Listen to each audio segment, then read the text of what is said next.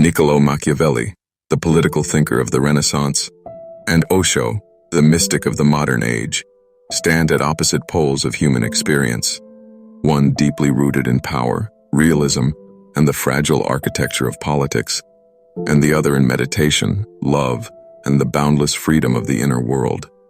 And yet, when you listen carefully, both carry lessons that are strangely connected, like two sides of the same coin.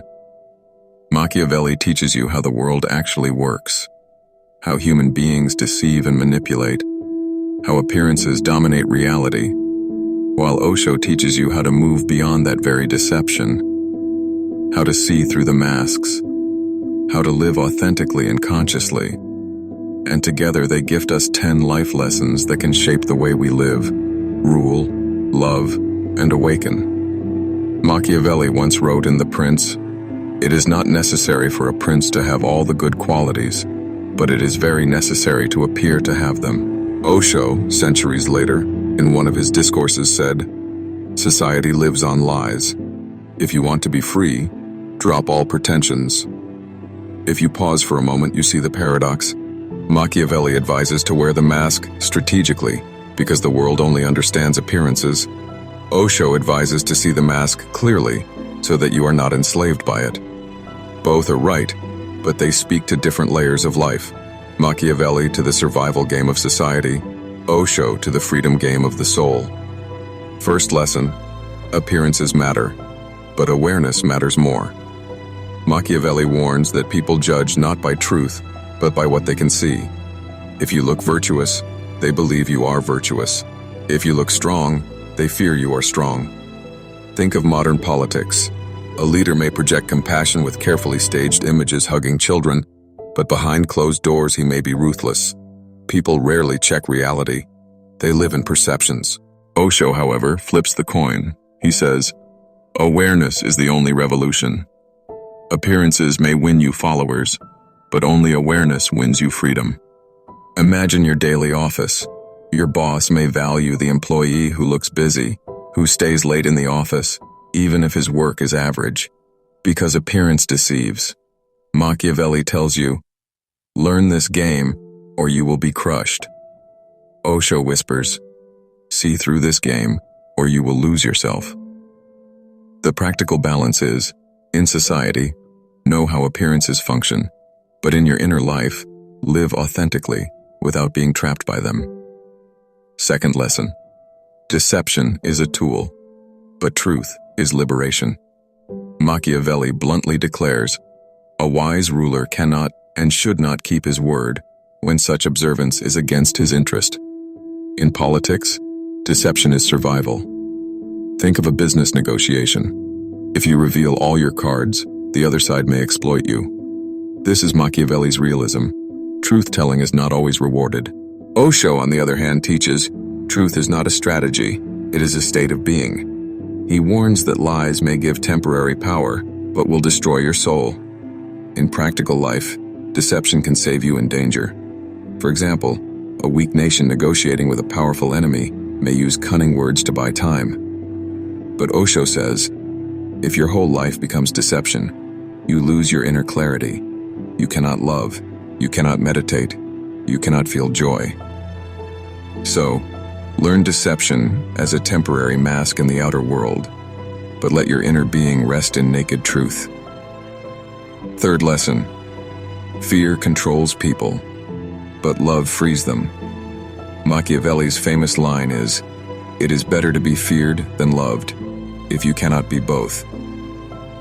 He observed that people betray love when it is convenient, but they hesitate to cross fear because punishment is immediate. Look at corporations. Many managers rule by fear, deadlines, penalties, surveillance. They keep the machine running. But Osho says, love is the only fearlessness. And a person who rules by fear may succeed outside, but inside he remains insecure, because fear can always turn against him. Parents often make this mistake. They think controlling children by fear will make them disciplined, but it only makes them rebellious in secret. Osho says love is dangerous, because love does not guarantee obedience, but love transforms. Machiavelli gives you the harsh reality. Fear works. Osho gives you the higher truth. Love liberates. A wise person uses Machiavelli to understand power, but Osho to understand the heart. Fourth lesson, adapt like a fox and a lion, but remain fluid like water. Machiavelli advises a ruler to be both fox and lion, fox to recognize traps, lion to frighten wolves. He teaches flexibility. You cannot survive with only brute force or only cunning. Meanwhile, Osho teaches fluidity of being. Become like water, soft, flexible, yet powerful enough to wear down mountains. Both point to adaptability, but at different levels. In practical life, in business, you may need to be a fox when signing a contract, detect hidden clauses, and a lion when asserting authority. But in relationships, Osho's water-like quality is needed: flexibility, gentleness, patience. If you are only Machiavellian, you may win wars but lose your soul. If you are only Osho-like, you may transcend wars but be exploited. The synthesis is wisdom. Fifth lesson. Fortune favors the bold, but meditation favors the silent. Machiavelli believed fortune is like a woman who favors the daring, the risk-takers, the ones who seize opportunities with force. He advised rulers to act boldly, rather than hesitantly. Osho, however, says, in silence, existence reveals its treasures. Boldness without meditation becomes aggression. Silence without boldness becomes passivity. In daily life, imagine a job opportunity. Machiavelli would say, grab it, show confidence, even exaggerate your abilities if needed. Osho would say, pause, look within, feel if this path resonates with your being. If you combine them, you act boldly outside, yet rooted in inner clarity. That synthesis prevents recklessness and cowardice alike. These 5 lessons alone show how Machiavelli and Osho create a mirror of life. One reflecting the crooked, pragmatic, deceptive face of society, and the other reflecting the innocent, transparent, liberated face of consciousness. Machiavelli warns you about the wolves. Osho teaches you how to awaken the shepherd within. Machiavelli tells you not to be naive. Osho tells you not to be false. One prepares you to play the game. The other prepares you to transcend it. Together, they shape a human being who can survive in the jungle of politics, yet remain untouched in the garden of meditation. Sixth lesson. The ends and the means. Expediency versus awareness.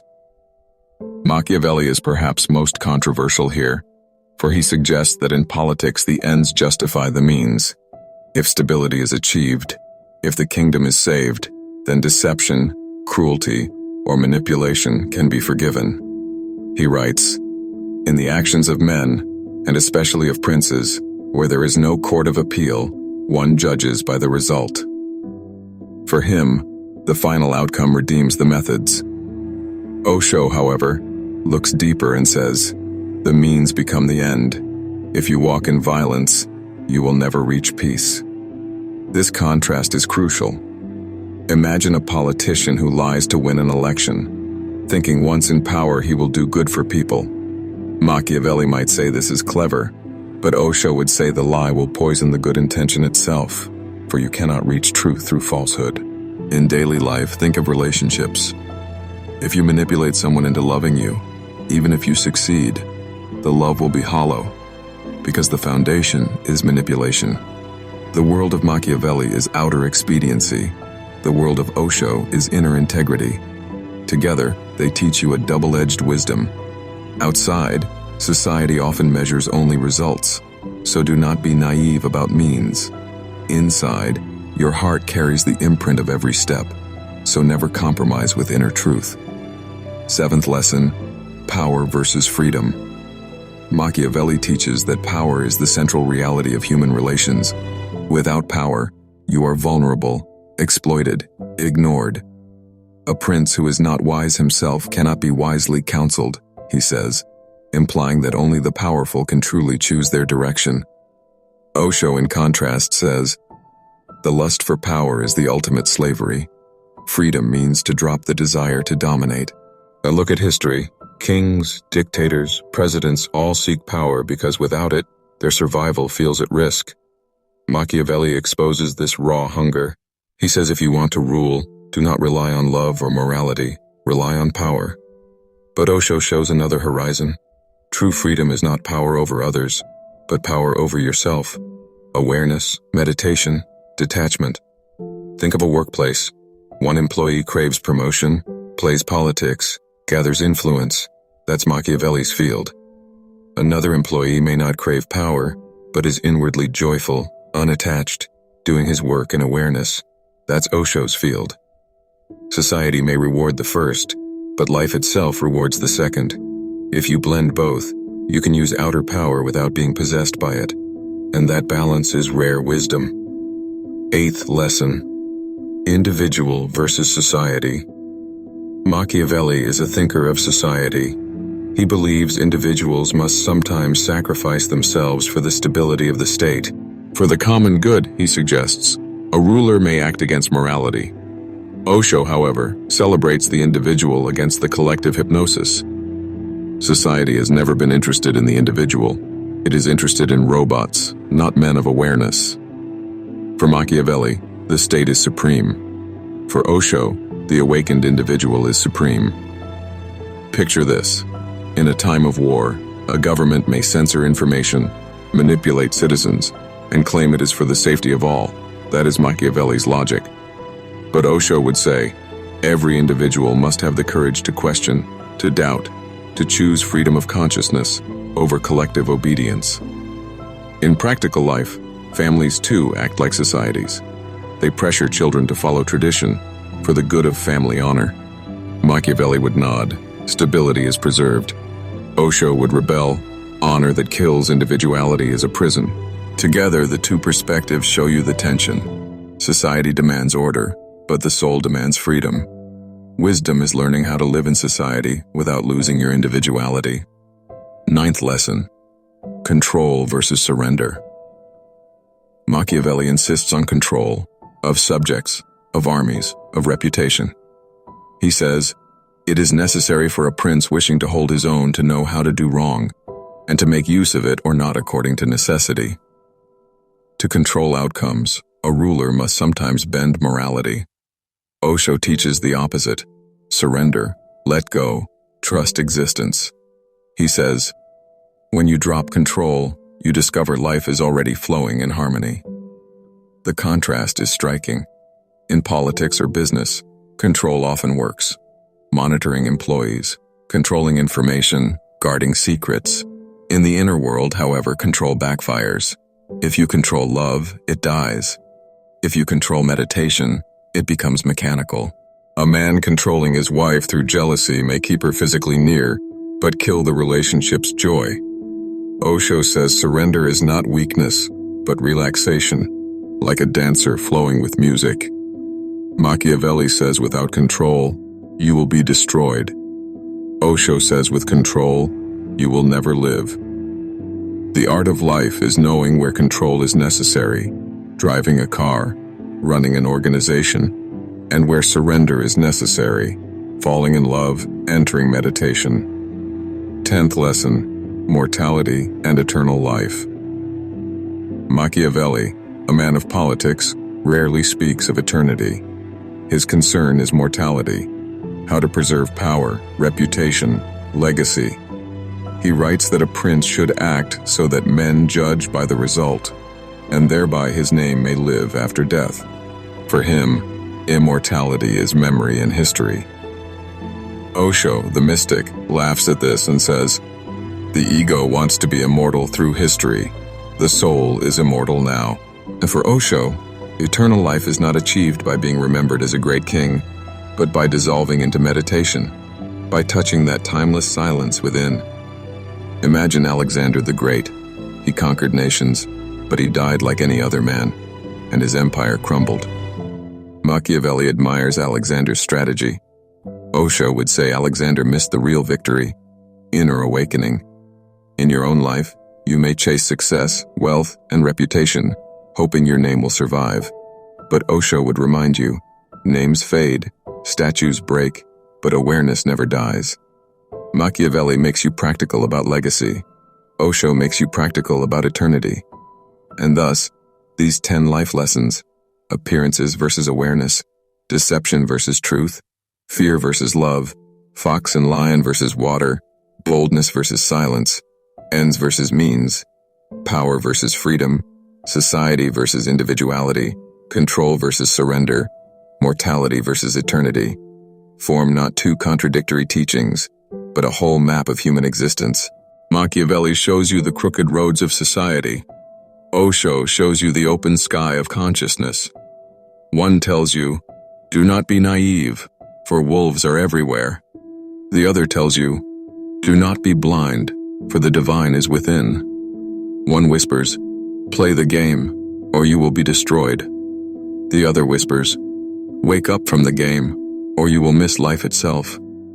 If you live only by Machiavelli, you may succeed outside, but die inside. If you live only by Osho, you may blossom inside, but be crushed outside.